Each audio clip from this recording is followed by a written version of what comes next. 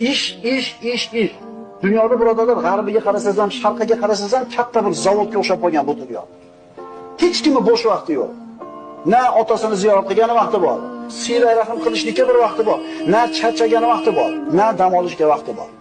Musulmon odam shunaqa bo'ladimi? Endi qo'y boqarni insonni fikr qilishlikka imkoniyati bo'ladi. Nimaga keldi dunyoga? Kim u? Agar tog'da qo'y boqib yurib, qabristonda oldidan o'tadigan bo'lsa, qabrlarga o'tirib fikr qiladi. Mana bu boyroq odamning qabri ekan. Bu ham o'libdi. Mana bu yozuvni ham qo'yib qo'ymabdi. Kambag'al ekan. Demak, bu ham o'libdi. Men ham o'laman ertaga. Fikr qilishga fursat bo'ladi. Mana shu bir xotirjamlik, fikr qilishga fursat yo'qligi insonlarning qalbini qatirib tashlayapti.